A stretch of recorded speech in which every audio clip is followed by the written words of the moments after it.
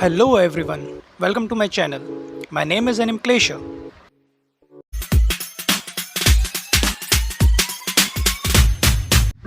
Okay, so in last video we saw that Sora and Shiro will be staying in with Izuna in her house.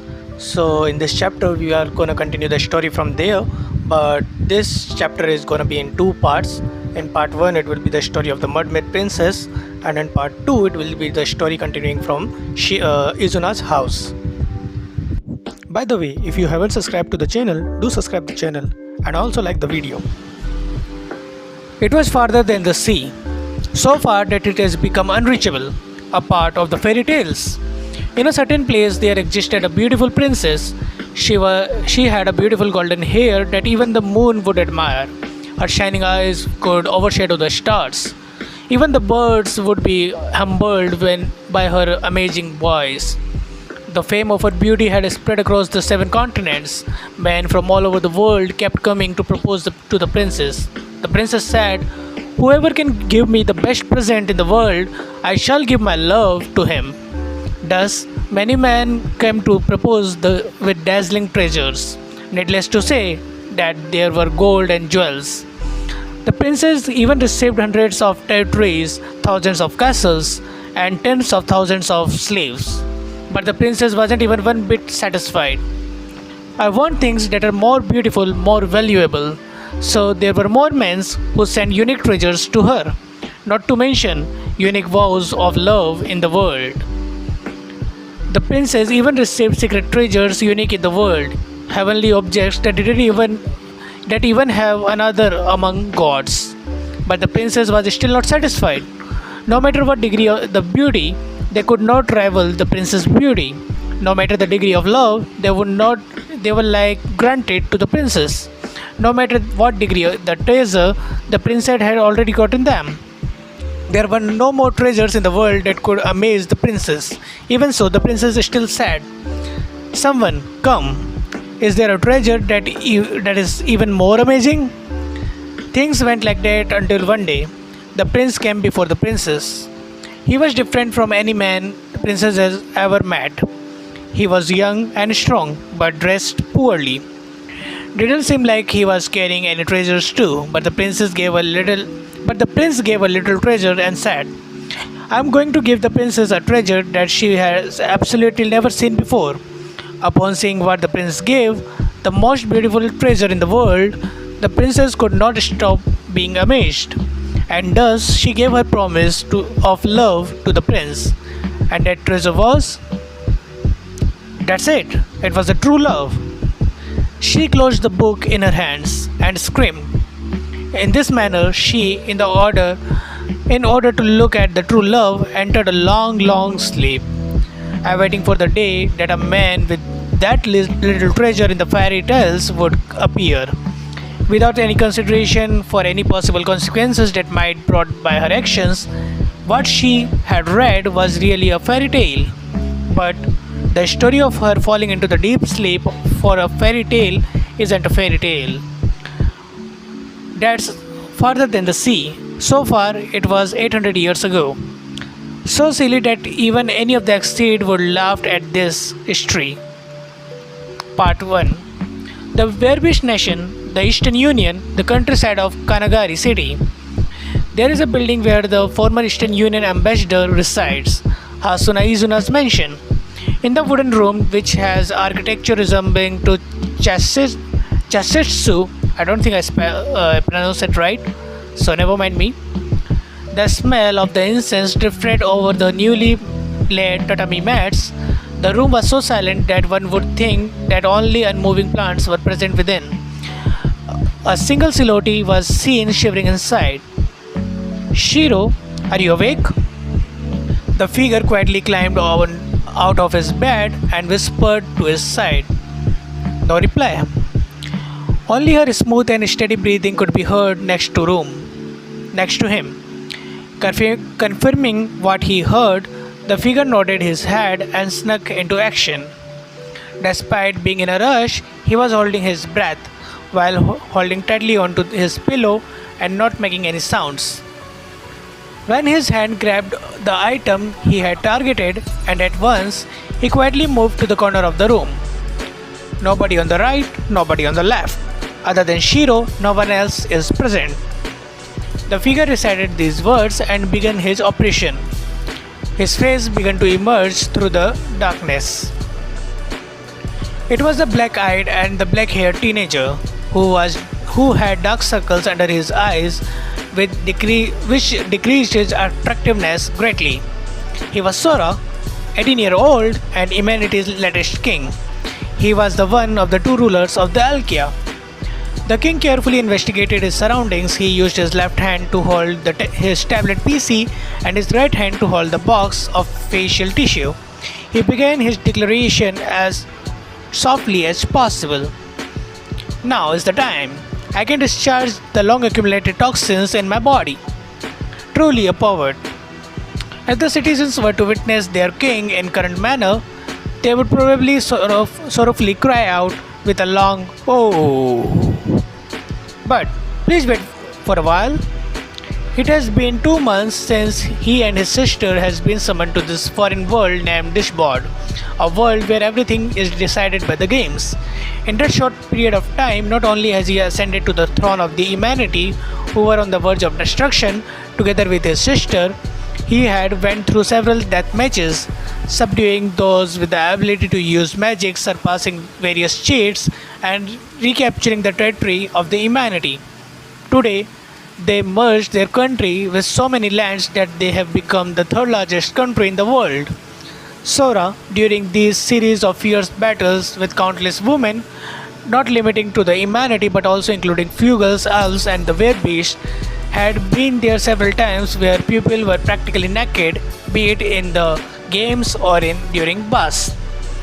During all these times, he was forced to turn his head away. He was like a man playing in the sandbox. Within this tablet PC and the smartphones was the residue of these paradises in the form of the videos he had recorded. However, as he is always by his sister's side, he had never once had a chance to view these. So it is to say, he was never able to vent his urges. For a man in such a situation, would accusing him of being a pervert would be reasonable? Ha, that's right. Woman, you can despise me all for you want. But fellow man, you should be able to relate to this. For an 80-year-old virgin to endure for this very day, just think of this iron willpower. How can it not bring you to tears? That should be inspiring enough, no? That should be enough to call it a love, no? I need not speak for my sisters who is still so young. In order to protect the several medals around him, he had to resist all of his urges. Such a normal ambition. What would it be if not love? Is there anyone out there who can refute this? No, there is not. I think there isn't, probably. I don't care if you're going to scold me as a pervert. I'm already at my limits and on the verge of bursting. No, this is indeed a noble act of the highest order. With such a tragic thoughts in his consciousness, Sora put his hand on his crotch. Excuse me? Yeah! Upon hearing that voice behind him, Sora let out a scream like a girl, so scared that he fell on the tatami. A sigh was let out. There was 3 people who were responding. Nee, do it more quietly.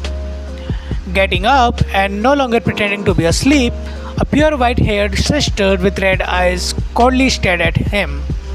Shiro. There are other people's right this. Izuno wants to sleep together, this. Sticking her head out from the side of the ceiling was a black-haired werebeast girl with animal ears. Hasuna Izuna. Who dares to offend my master? Can I cut it off? Can I cut it off this thief's head? Appearing out of thin air with an abstract halo floating around her head was the fugal girl, Jibril. The owners of these 3 voices had an air of discontent around them. Sora, who had fallen on the tatami, could not resist shouting while he was putting his pants back on. Doesn't this world have any concept of privacy? I just suffered a serious violation. Then, when he was in the middle of pulling up his zipper, Who? Who are you to say that? How dare you act like a sage while peeing on others? While Sora was pointing and shouting in their direction, everyone else has finally realized that something was amiss and redirected their gaze onto that person. Only a figure could be seen. The person sat quietly on the floor as if there was a person that had emerged with the night sky. The room was dark and hazy, but even so, the person gave off an unnatural sense of lacking a shadow. Sigh. With the light emanating from her fingertips through magic, Jibril unhappily tilted her lips to the side. I was wondering who was capable of approaching Master this closely while avoiding my notice. A Dhampir. I see. Dhampir? Upon hearing Jibril's word, everyone looked towards the figure once more. Though the illumination of light, the girl wearing the black dress emerged.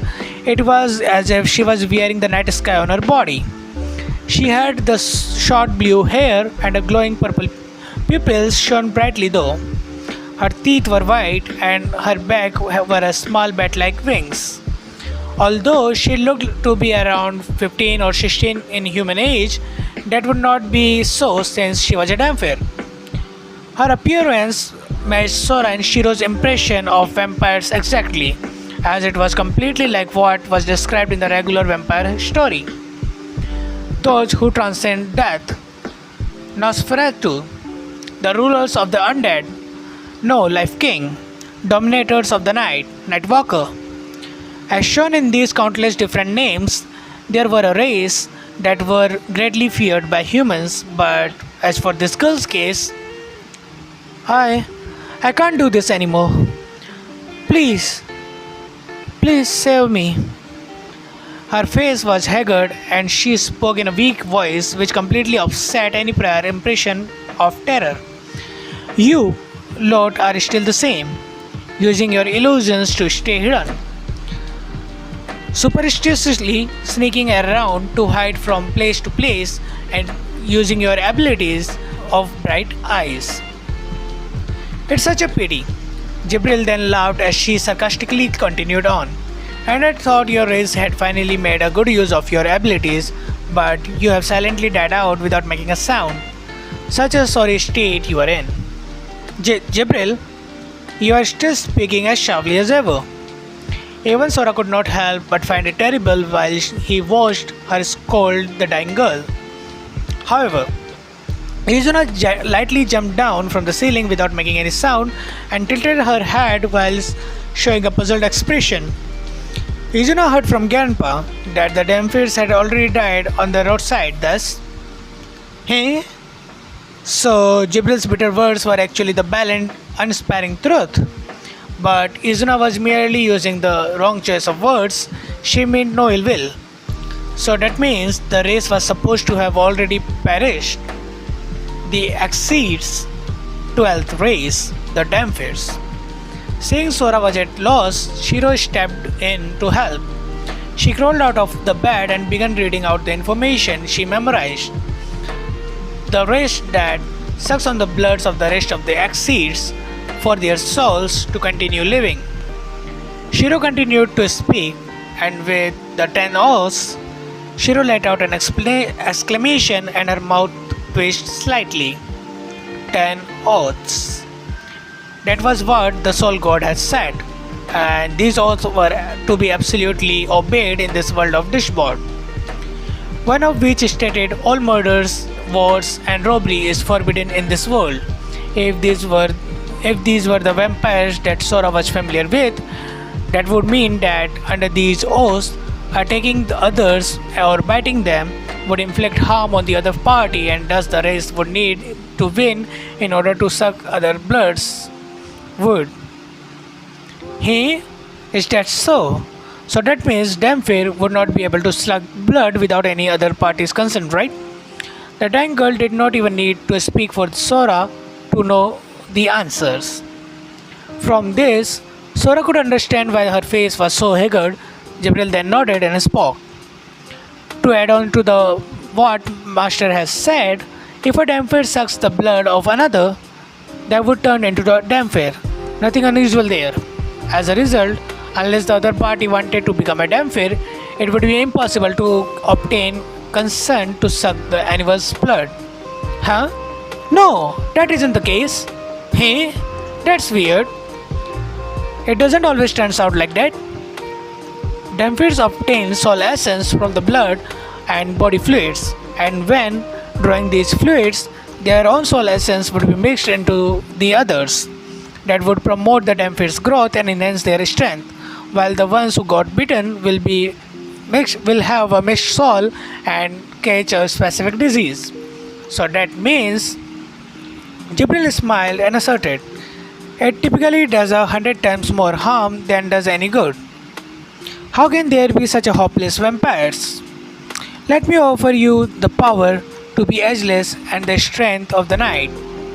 Being unable to use this as a slogan to persuade others, they were just a race that would bring about illness. Hearing their helpless situation would make one weep. Sora turned to face the Dhampir girl and sighed with nothing to say. I see. It's not surprising that they would go extinct with the implementation of the 10 O's. But then, if that is so, Sora felt rather confused. Why haven't they gone extinct yet? Please, I'm at the brink of dying. Give me your soul essence. The girl was practically begging. With the disorderly breath and a weak voice, she sought the help of Sora, who was currently in deep thoughts. As she spoke, her voice got more hoarse and weak. She was basically about to die. If. No. After hearing that you would catch some disease after sharing their soul, only ghosts would agree to that. Are you an idiot? Just die already. He said that, but his consciousness wasn't prepared to watch her die in front of his eyes. Sora was trying to find a way to save her, but as he would become a sick virgin, it would practically difficult for him to promise her. Sora scratched his head to great annoyance. Then, all of a sudden, Master, I didn't make myself clear. As long as you don't get bitten, you will not get a disease. Hey? Although, without biting, Dhampirs would not be able to grow from their soul essence without using their teeth to suck the blood. However, if it's just to sustain their life, direct or administration of the body fluids will suffice for the emergency situations. You mean, second to blood, the body fluid where the soul essence is most highly concentrated in and is not biting to ingest the fluid, that would be the. When he heard what Jibril was about to say next, Sora's next actions was semen. Miss, are you alright? I'll save you right now. I definitely won't let you die. Everyone present at the scene was stunned, not to mention Shiro. Even the vision of the were-beast or the fugal could not catch his after images. His attitude changed so quickly that even a blink of eye would suffice at describing his speed. Sora carried the Dhampir girl to the corner of the room and carefully led her down there. He nodded his head in deep acknowledgement. Now, I see. You aren't vampires, you are a succubi. That's why they haven't gone extinct. Who would let such a wonderful race go extinct? Sora cried out in his heart and prepared to undo the buttons of his trousers. But then, what is semen? That's Nee. M18 scene. NG. The two children under the 18 looked around towards him and would mean the heart-pounding scene had just forced closed. Not this again. Sora looked up at the sky with the hopes in his eyes, with tears almost about to fall. 18-year-old virgin Sora, don't tell me you are gonna do as usual and not move any ground forward. Having to turn my back countless times on these otherworldly paradises, back to being a man playing in the sandbox. Don't tell me it's really going to stay like this forever. No, it can't. Sora bit his lips tightly. Whatever the case, you must use his brain of yours to get out of this kind of situation difficulties for your survival. the moment that I must concentrate all my brain's juices to cross over the heavy obstacle. Isn't that time upon me right now? After this thought, he recollected all the events that had happened. His sister looked on with the resolute and cold eyes. Shiro, please imagine a fully clothed man drowning in the river. Implementing appropriate CPR and removing the bad clothes would drop his body temperature to a fatal degree. And giving that person your body heat, would that be rated as iodine? It wouldn't. Right. And why that is so? Because that is helping the another and saving that person's life. It's the most noble of the actions. Sora nodded exaggeratedly in agreement with what he had just said. With very sincerely clear eyes, he looked at the girl lying in the corner of the room. She seemed to be so haggard and weak that no words could properly describe how she looked. Indeed, for us humans, it can't easily be deemed as irrational, but this is to save a life. It's a noble act. Therefore, your brother is forced to abandon his shame and entrust his entire self to the culture of the other race in order to save her life. And so, can you please turn around and avert your eyes?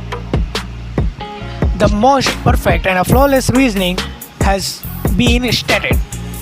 That is, I am starting a rebellion. Since its body fluids, then saliva would also work. Shiro gently worded her speech and immediately let this perfect reasoning laughs and his life less than a second. Sora could not help but freeze with in his face. Jibril thought for a moment and smiled in compassion towards the pitiful race.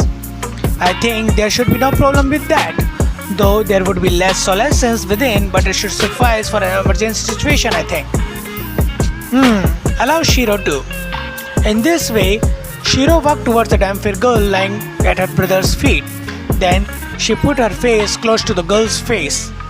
Wait a second. Shiro, that isn't right. Nee does not agree to this. CPR, a noble act. Sora hurriedly tried to stop her, but Shiro coldly stated as she rebutted him with his own words. Sora hurriedly used all his functioning brain cells to think of a valid argument, but no. Shouldn't a case between girls be a perfect fight? It's not iodine, and it is also a very healthy zone. To top it off, it's a genuine act to save a life.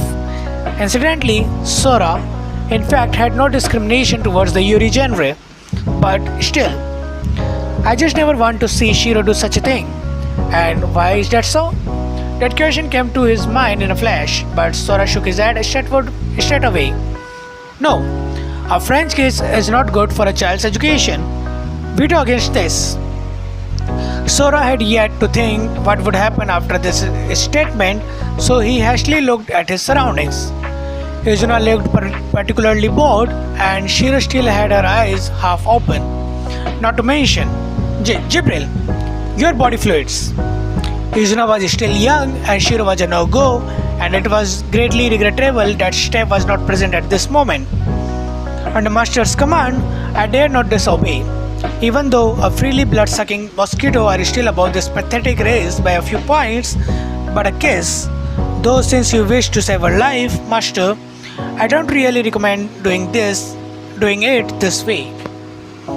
Her chillingly poisonous tongue made even Sora a little scared, but Jibril still continued speaking. If I were to give her my body fluids, she would likely evaporate, as the difference in the quality and the concentration of her soul essence is too large. Higher in the position was the mighty 6th ranked Exceed. The race of Flugal Sama is so hacks, totally hacks. Okay, here the meaning of hacks is like OP, broken. You can say that. Okay. Then let Shiro. Shiro used 2 fingers to lift her hair and edged her face towards the girl. Oh, alright. There's also sweat, right? Sora's brain was on the verge of boiling. He spoke at the alternative with just thought with no hesitation. So sweat is also considered a body fluid, right? Jibril. It's hard to say. Sweat contains the most minimal amount of the soul essence. No other choice. We have to at least give it a try. Before could leap into the action, Shiro slowly took off her socks and extended her foot towards the Dhampir girl's eyes. Kneel on the floor and lick. Humanity's queen, Shiro. She smiled a sadistic smile unbefitting of a queen. Oh, my sister, although I had long realized how you hide away your ass tendencies, but for you to do so without any hesitation, your brother does feel rather shocked. Sora's cheek twitched and he dejectedly collapsed onto the ground. However, at the other side, the Dhampir girl, who looked almost like a corpse, suddenly moved. She sniffed a few times and her eyes suddenly widened while she jumped up. Awaiting the right time to bounce her from her position, she popped Shiro's foot into her mouth. This? What's this? What's a delicious taste? So delicious. Everyone who was watching the scene looked on with a cold gaze, thinking. The Exceed's 12th ranked race, the Dhampir, although it was far from the 6th ranked Fugal and the 7th ranked Elves, it was still a rank above 14th ranked Verbeast. But she was kneeling on the floor before a 16th ranked girl and endlessly praising the taste of her food. Does that sound right? Indeed, this is not M18. But yet for some reason, it feels like something is very wrong. The Dhampir girl looked like she was the character from a comic book tasting the most gourmet of the cuisine and with flowers filling the background as she wildly licked the sister's foot while endlessly praising it for being delicious. Jibril, are Dhampir's perverts? Sora directed this question to Jibril, as if his consciousness had just ascended the Mount Everest. Yep, but since it is Master Soul's essence, wouldn't it be naturally be delicious? Eh? Why? That of course is because Master is tough, strong and an extremely rare, unique and lovable soul that any common person who searches the entire world for such a presence will still never meet. Upon hearing what Jibril's command, Izuna was originally forced to watch from the side, vigorously nodded her head in agreement. Sora and Shiro's soul essence does not have a contaminated taste. I do not dislike it thus. However, Sora responded their remarks with a weary sigh. Am I being delusional? I always get the feeling that the people are looping the bird stubborn, only concerned for his own good. An abruptly changing character, withdrawn and not to mention a virgin. None of that sort. Doesn't that just how that you possess unknown soul essence? There's not a thing that can compare to the greatness of that. Honestly speaking, I also want to try the taste of it. Sora, can I also have a bite to try this? The two looked up unexpectedly at Sora at the same time, with a stream of saliva dripping from each of their mouths. I say, is there not a normal person in this room? Isn't he qualified to say that? The people with common sense, Stephanie, were not present at the Izuna's house, were being quietly ridiculed by Sora's words. With her strength restoring and her skin starting to become shinier, the Dhampir girl spoke. Ooh, it really was very tasty. Thank you for the meal. Ugh, it's sweet. Need to wash it. Ugh, baths are so troublesome. Compared to the girl with an absent-minded expression on her face and her hands clasped together, Shiro was filled with regret. But first, leaving that aside, as he could finally begin to question her, Sora looked towards the girl. We have been at this for so long, but we still don't know who the heck you are. I was late in introducing myself. My name is Plum, And as you can see, I am a Dhampir. Sitting in the upright posture on her knees, the girl Plum continued speaking with a stern expression. I have something to request to you today. She shuddered while taking out a thing that looked like a cheat sheet. Ahem. She cleared her throat. Then she slowly bent her three fingers as if drawing a bow and read the script in a clumsy tone. Please forgive me for my laughable appearance for our first meeting. The ones who joined with the Fugal and the Eastern Union, the Alkias King and the Queen, Your Majesty Sora and Shiro, please save my race. Having heard her words, Sora seemed to understand everything. Being able to replace blood with semen but requiring the other's consent to proceed, and now coming for us to help. The conditions to the entire scenario were like of the fantasy. And so, is this fantasy upon us now? Sora immediately gave his judgment, and hardly a smile appeared on his face. The conditions that you are to have to move to edge game somewhere else. Bye. Be careful on your way. How did this even happen? Wait a minute. You! Needless to say, the M18 scenario was immediately rejected. Long after the interracial war, Sora brought up his grand plan to overturn this entire world. Within their world were very many races which held the merits of problems just like from their different histories, ideologies and cultures. Yet, Sora wanted to break all the boundaries between the races. She began to realize how undoubtedly ridiculous this plot was, and that was to produce a single country of many races. In a world where everything was decided by a game, it is possible to achieve it in theory, but it is still only theory at the end of the day. Is it really okay to give it to them? As she thought about it, the two siblings who were planning to bring the races together and obtain all their race pieces in order to challenge the one true God, her mouth slanted to the side. With that ridiculous dream of obtaining the pieces in mind, would they really be able to escape from this chessboard? Would they really be able to fulfill every one of these conditions? The girl, who always deep in thought, had animal ears of a fox and a long hair, as well as the fluttering gold tail. She was the Eastern Union and the Werebeast sole representative, Miko. Within the courtyard and a shrine, she was standing on a small red bridge that was built across the pond. As she looked across the railing to the reflection of the moon on the water, she was engrossed in thoughts. There are far too many obstacles.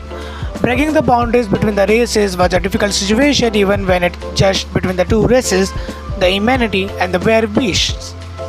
Even if all the citizens were from the same race, in order to unite them towards the same goal, it was impossible as ascending past the stars. There existed countless of the Werebeast tribes, and they had previously been a civil strife for over the thousands of years. It was Miko who bet her everything and even forgot her own real name in order to unite the entire Eastern Union. But because she had done this, she knew very deeply how long and difficult such a road would be. In addition, containing 16 different races within a single country definitely cannot be achieved through the normal means. But if it were possible, then by those two, it would have already been. Well, whatever. I'll look into it once more. Ha ha ha. In the past, even she found the dream and uniting the Werebeast with us so ridiculously high and unobtainable, but she still managed to achieve it in the end. Compared to myself in the past, they might actually be a little more conservative. Miko desperately deprecated herself in that very thought, while she poured wine into her glass. We are playing together peacefully, are we not? Miko recited the 10 oaths while taking a sip of her wine. In the past, when she issued the challenges, she had pretty much given up on her dream. But now, those two, who were breathing with confidence, were already speaking of how they would follow up after their dream had been achieved, which was even more distant future than what was impending on them. But in contrast, she had already given up on this new chapter. But if they are looking towards the god when there are only flowers before them, then they most likely to stumble over the stone on the way. Anyone can dream big, but if they wish to talk about their dream, they must qualify to do so. When they finally show all the cards in their hands to the public while displaying that they were fully qualified and do all this in time, Miko raised her hand towards the sky and something began shining on her hand. The rest piece of the were beast had appeared. That was what the one true God has allocated when she was set as the ruler of the world, rules of the world. Along with the implementation of the 10 oath, he had given each race a chess piece. Only the sole representative of each seed had the power to make it appear. It shone brilliantly, as if it was woven in the light itself. She finally realized the true meaning of these pieces. Miko placed her empty wine cup on the railing of the bridge and placed the pawn in her finger while she looked hopefully towards the sky. In her heart, she looked towards the moment that would arrive in the near future. Okay guys, that's it for the chapter this time. Hope you liked it. Please like the video, share it with the others so I can get views and be motivated to make more of the videos. Recently I'm not getting many views, so please help out and thank you very much. See you in the next video.